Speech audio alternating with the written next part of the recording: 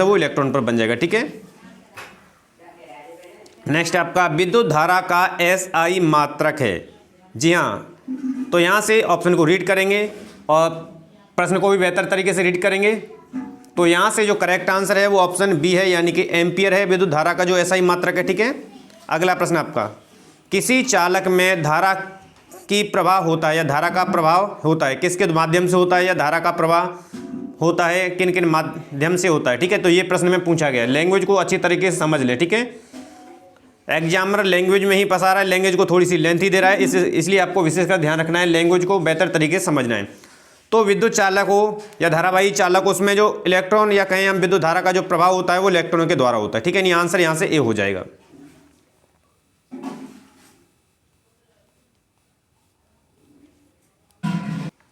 Next प्रश्न आपका, निम्न परिपथ में ए एवं बी के बीच विभवांतर होगा। परिपथ दिया हुआ है जिसमें फिगर के माध्यम से भी प्रश्न दिए हैं, ब्रिज दिया जा रहा है, सीढ़ी क्रम पूछा जा रहा है, समांतर पूछा जा रहा है। ठीक है, तो एक वोल्टेज इसमें विभवांतर उत्पन्न हो रहा है और 2 वोल्टेज यहाँ पर विभवांतर उत्पन्न हो रहा है। ठीक है, इस बैटरी में। ठीक है, तो विभवांतर बीच का इनके दोनों का अंतर निकाल लेंगे तो आपका 1 वोल्ट आ जाएगा। ठीक है, तो यहाँ से जिसका जो राइट आंसर आएगा वो 1 वोल्ट आएगा। 1 वोल्ट आपके ऑप्शन सी में है, तो ऑप्शन सी यहाँ से करेक्ट हो जाएगा। ये विशेष का ध्यान रखना है, प्लस की वैल्यू आ रही है, माइनस की वैल्यू आ रही है, ये आपको ध्यान रखना है। ठीक है, अगला प्रश्न आपका, प्रतिरोध का मात्रक होता है। प्रतिरोध को हम आर से डिनोट करते हैं, यहाँ से मात्रक पूछा गया है। ठीक है, तो यहाँ से जो राइट आंसर है वो ऑप्शन को रीड करना है पहले और बेहतर तरीके से प्रश्न को भी रीड करेंगे और जवाब देंगे। तो यहाँ से इसका जो राइट आंसर है वो ऑप्शन ए हो जाएगा। प्रतिरोध का जो मात्रक होता है वो ओम होता है। ठीक है, अगला प्रश्न, 1 माइक्रो ओम का मान होता है। ठीक है, अब माइक्रो ओम यानी ओम से छोटी राशि पूछी होती है माइक्रो ओम। ठीक है, और इसकी वैल्यू पूछी गई है, तो इसकी वैल्यू आपकी होती है 10 की पावर माइनस के 6 ओम, यानी आंसर आपका बी करेक्ट हो जाएगा। नेक्स्ट आपका, ओम के नियम का सूत्र है। तो ओम के नियम का सूत्र जो होता है V बराबर IR। ठीक है, तो ये विशेष का ध्यान रखना है। तो यहाँ से आपको देखते ही समझ आ गया कि ओम का जो सूत्र है वो ऑप्शन सी में दिया हुआ है, यानी ऑप्शन सी करेक्ट हो जाएगा।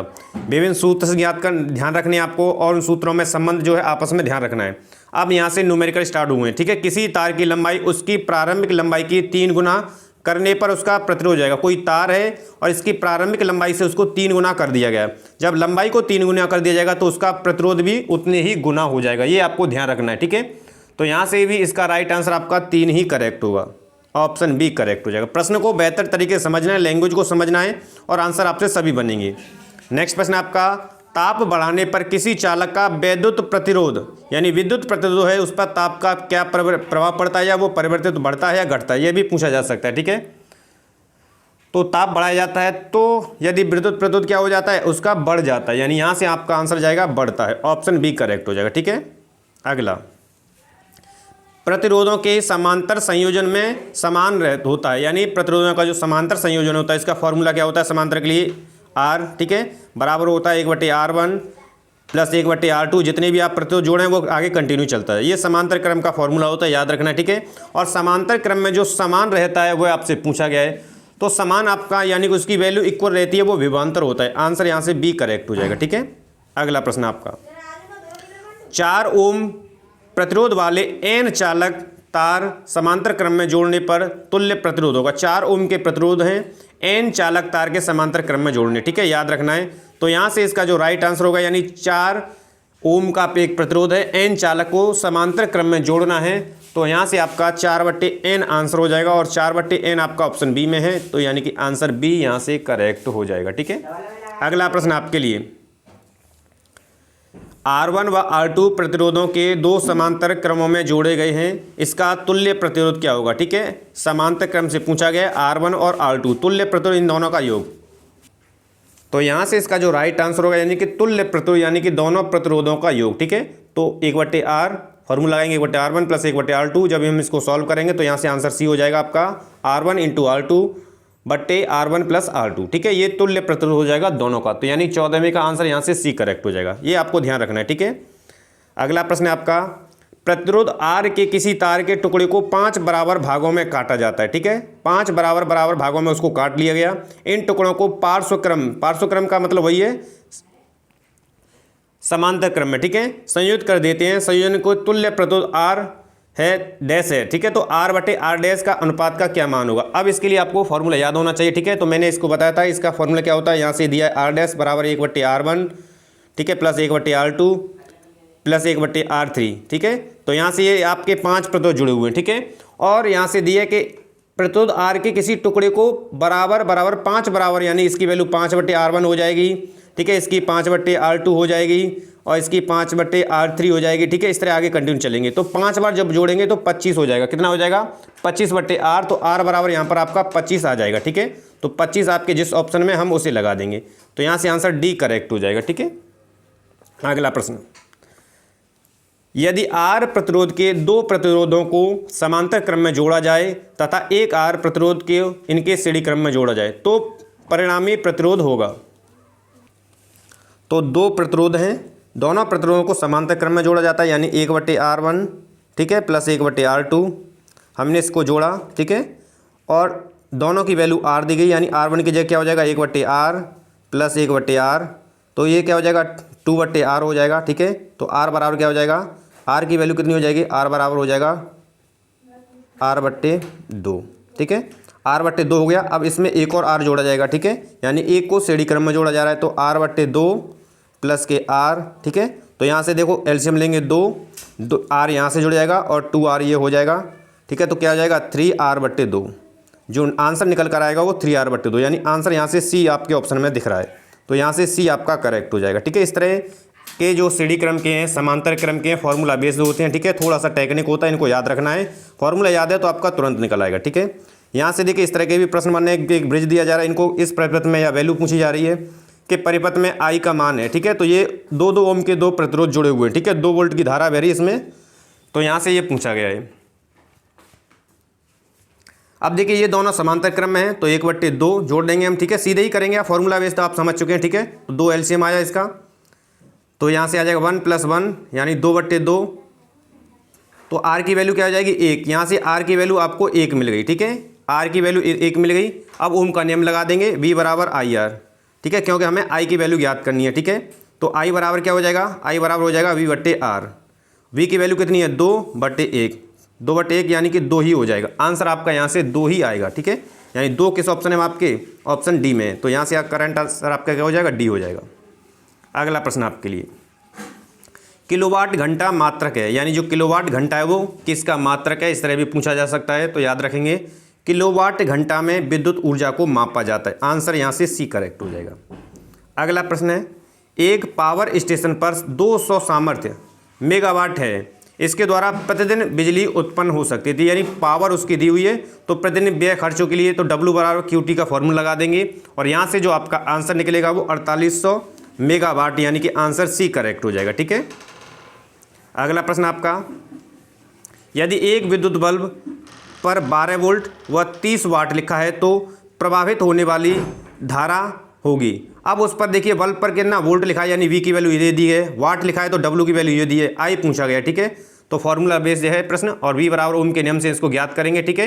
वी बराबर आई आर, वी बराबर आई आर से इसको ज्ञात कर लेंगे, तो इसका डिवाइड कर देंगे तो लगभग 2.5 के करीब आएगा, ठीक है। तो 2.5 किस ऑप्शन में आपका, आपके बी ऑप्शन में है, यहाँ से करेक्ट हो जाएगा, ठीक है। अगला प्रश्न आपका, एक बल्ब पर 200 वोल्ट और 100 वाट अंकित है, तंतु का प्रतिरोध पूछा यानी आर पूछा गया, ठीक है। ये वोल्ट यानी वी दिया हुआ है, वाट दिया हुआ है, ठीक है, याद रखेंगे। तो यहाँ से देखिए जब प्रश्न पूछा गया है और इसमें पूछा गया है कि बहने वाला तंतु पर प्रतिरोध क्या होगा, तो यहाँ से याद रखना है कि आर पूछी गई है तो वी बराबर या बी स्क्वायर अपन आई हो जाएगा, ठीक है। तो यहाँ से इसको फॉर्मूला कर देंगे, वी का मतलब 2 से 20, वी की वैल्यू कितनी दी है 2 से 20 इंटू 2 से 20, ठीक है, अपॉन आपके 100 हो जाएगा। 2 जीरो से 2 जीरो काट दीजिए, इनका मल्टीप्लाई करेंगे तो 484 ओम आपको प्राप्त होगा, जो कि आपके ऑप्शन सी में है, ठीक है। यानी यहाँ से जो आंसर है वो सी करेक्ट हो जाएगा, ये ध्यान रखना है। अगला प्रश्न आपका, विद्युत ऊर्जा की इकाई मात्रक होती है, या इस तरह भी पूछा सकता है कि वैद्युत यूनिट बराबर है, बिजली के घरेलू उपयोग के लिए मूल्य इतने यूनिट पर प्रति यूनिट 1 यूनिट है, ठीक है। तो यह यूनिट है, तो यहाँ से कई लैंग्वेज में प्रश्न दिया हुआ है, तो याद रखना है। तो यहाँ से इसका राइट आंसर होगा। तो विद्युत ऊर्जा की जो इकाई होती है, जैसे मैंने अभी आपको बताया था कि विद्युत ऊर्जा की इकाई जो होती है किलोवाट घंटा होती है, यानी आंसर आपके डी हो जाएगा। अगला प्रश्न, 1 किलोवाट घंटा में जूल की संख्या क्या होती है, या 1 किलोवाट घंटा की वैल्यू होती है जूल में, ठीक है। ये भी प्रश्न कई बार पूछा गया है, ठीक है। तो यहाँ से इसका राइट आंसर होगा, तो यहाँ से इसका राइट आंसर डी हो जाएगा। 3.6 इंटू 10⁶ जूल बराबर होता है 1 किलोवाट घंटा के, ठीक है। अगला प्रश्न आपके लिए, एक अश्वशक्ति बराबर है, एक अश्वशक्ति की बराबर है या एक अश्वशक्ति की कितनी वैल्यू होती है, तो यहाँ से प्रश्न बना है, तो यहाँ से इसका राइट आंसर हो जाएगा 746 वाट, सी करेक्ट हो जाएगा। नेक्स्ट प्रश्न आपका है, एक चालक में 2 एम्पीयर की धारा 10 वोल्ट और 1 मिनट तक प्रवाहित की गई है, तो व्यय की गई ऊर्जा, तो यानी कि डब्ल्यू आपसे पूछा गया है, ठीक है, उसमें कितनी ऊर्जा व्यय की गई है, तो ये आपको याद रखना है, ठीक है। तो डब्ल्यू बराबर होता है आपका वी इंटू क्यू, और क्यू बराबर यहाँ से याद रखना है आई टी होता है, ठीक है, तो याद रखना है। और यहाँ से इसकी वैल्यू को चेंज करेंगे, ठीक है। तो एम्पियर की धारा एम्पियर में बहती है, एसआई मात्रक में, ठीक है, और समय का जो मात्रक होता है वो एसआई में सेकंड होता है, तो ये 60 हो जाएगा, 60 सेकंड इसकी वैल्यू हो जाएगी। आई की वैल्यू 2 हो जाएगी, वो बी बराबर इतना हो जाएगा, वैल्यू को पुट करेंगे, ठीक है। डब्ल्यू बराबर इन दोनों को पुट कर देंगे तो 10 हो जाएगा, 10 इंटू 2 इंटू 60, ठीक है। तो 6 दूनी 12, 2 जीरो 1200 जूल के करीब समथिंग आएगा आंसर, ठीक है। तो यहाँ से इसका जो राइट आंसर है वो 1200 जूल आपका करेक्ट है, और 1200 जूल आपके ऑप्शन डी में दिया हुआ है, तो यहाँ से डी आंसर आपका हो जाएगा। अगला प्रश्न आपका, एक मेंस में R1 व R2 प्रतिरोधों के 2 समांतर तार क्रम में हैं, जोड़े जाते हैं, यदि इनमें प्रवाहित धारा I1 और I2 है एवं प्रति सेकंड उत्पन्न ऊष्मा जो है क्रमशः H1 H2 है, तो इनका संबंध पूछा गया है, ठीक है। तो ऊष्मा का प्रतिरोध का संबंध दिया हुआ यहाँ से पूछा है, ठीक है। इन तीनों की आपको मान दिए R1 R2 I1 I2, तो इनका जो संबंध होता है, ठीक है, तो H1/H2 बराबर R2/R1, यानी ऑप्शन ए यहाँ से करेक्ट होगा, ठीक है, इस कंडीशन में, ठीक है। याद रखनी है सिचुएशन नियम से।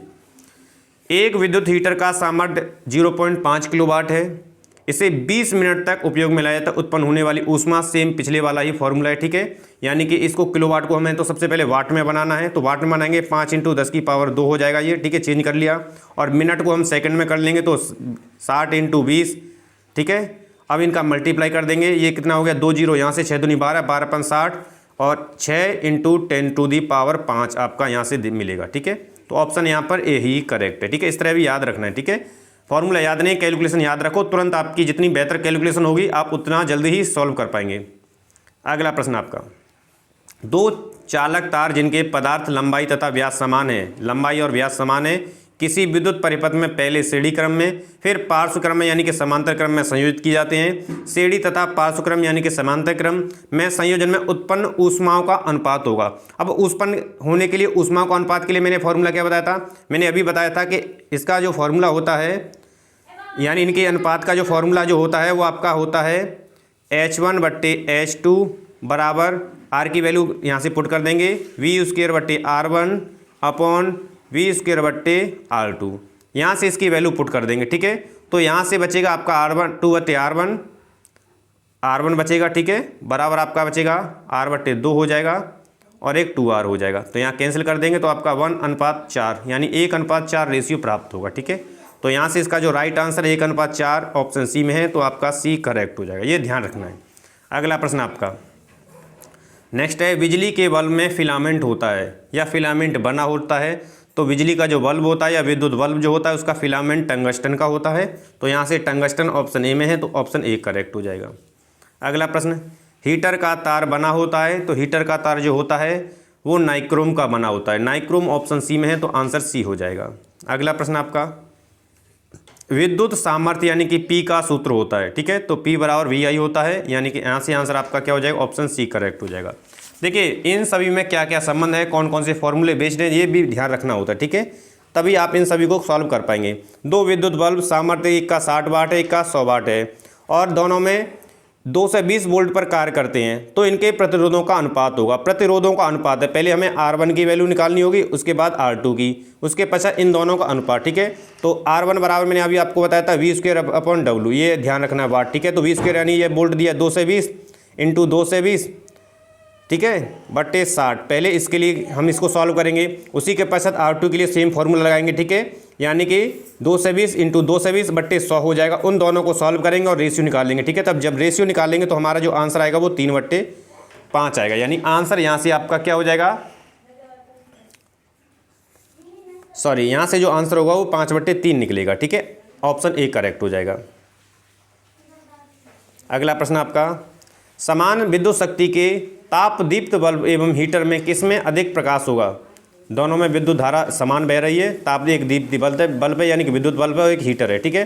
तो दोनों में प्रकाश कौन सबसे ज़्यादा देगा ये पूछा गया है, ठीक है। तो सर्वाधिक प्रकाश जो देगा वो बल्ब देगा, आंसर यहाँ से बी करेक्ट हो जाएगा। अगला प्रश्न आपका, किसी विद्युत बल्ब में अनुमतांक 200 वोल्टेज 20 वोल्टेज है, 100 वाट है का है, जब उसे 110 वोल्टेज पर प्रचलित करते हैं तो इसके द्वारा उपभुक्त शक्ति कितनी होगी, यानी कि पावर उसकी पूछेगी, ठीक है। तो मैंने फॉर्मूला भी बताया था आपको, क्या करेंगे, वोल्ट यानी कि 2 से 20 इंटू 2 से 20 बट्टे वाट रख देंगे, ठीक है, उसे ज्ञात करेंगे फॉर्मूले बेस्ड, तो आपका 484 आ जाएगा, ठीक है, ओम आ जाएगा निकाल करके इसकी वैल्यू, ठीक है। और दूसरी शक्ति में जब हम ज्ञात करेंगे तो P का फॉर्मूला क्या लगा देंगे, P बराबर क्या होता है आपका, मैंने बताया था V²/R, यानी कि V के V1 हो जाएगा ये, तो इसमें पुट कर देंगे, इस बार क्या हो जाएगा 110 इंटू 110, ठीक है, बट्टे आपका हो जाएगा 484 रख देंगे। तो सॉल्व करेंगे तो आपका लगभग 25 वाट के करीब यहाँ से आपका मिलेगा, ठीक है। यहाँ से आंसर आपका क्या हो जाएगा, ऑप्शन डी करेक्ट हो जाएगा। अगला प्रश्न, 200 वोल्टेज 100 वाट बल्ब की यदि 100 वोल्ट पर प्रयोग किया जाए तो बल्ब की शक्ति कितनी होगी, सेम पहले की तरह ही है, ठीक है, निकालना है आपको और आप पुट कर देंगे और आपका निकलेगा यहाँ से 25 वोल्टेज ही निकलेगा, ठीक है। आंसर यहाँ से भी इसका बी ही करेक्ट हो जाएगा, ठीक है। अगला प्रश्न आपके लिए,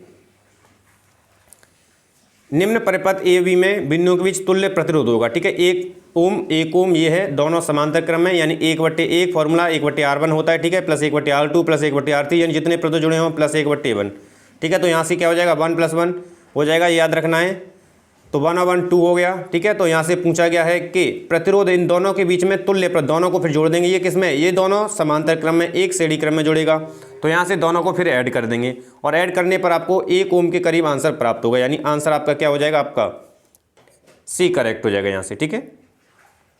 अगला प्रश्न आपका, विद्युत ऊर्जा की इकाई है या विद्युत ऊर्जा को मापा जाता है, इससे भी पूछा जा सकता है, ठीक है। तो वाट सेकंड में मापा जाता है विद्युत ऊर्जा को। अगला प्रश्न आपका, निम्न में से कौन सा पद वैद्युत शक्ति को सही निरूपित करता है, वैद्युत शक्ति को सही निरूपित करता है, ठीक है। तो P बराबर होता है VI, तो यहाँ से आपका आंसर हो जाएगा ऑप्शन सी करेक्ट हो जाएगा। अगला प्रश्न आपका, ओम के नियम के अनुसार विभवांतर व धारा के बीच ग्राफ होगा, जब ग्राफ बनेगा तो वो कैसे बनेगा, ओम के नियम के अकॉर्डिंग, ठीक है। तो यहाँ से इसका राइट आंसर है एक सरल रेखा में वो ग्राफ बनेगा। तो ये थे मित्रों टुडे के महत्वपूर्ण, जो कि विभिन्न शिफ्टों में आपके पर डे रेगुलर पूछे जा रहे हैं, वहाँ से लगभग 40 प्रश्नों को हमें विभिन्न पुस्तकों से उठाया हुआ है, जो कि प्रत्येक शिफ्ट में आपको 2 से 3 अंक प्रोवाइड कराएंगे। और आशा करते हैं टुडे का सेशन आपको पसंद आया है, तो वीडियो को लाइक और शेयर करेंगे, और अभी तक चैनल को सब्सक्राइब नहीं किया तो चैनल को सब्सक्राइब कर लीजिए, ताकि बेहतर तरीके से आपकी तैयारी बनी रहे। मित्रों मिलते हैं हम नेक्स्ट वीडियो के साथ, तब तक आप सभी को नमस्कार है, धन्यवाद।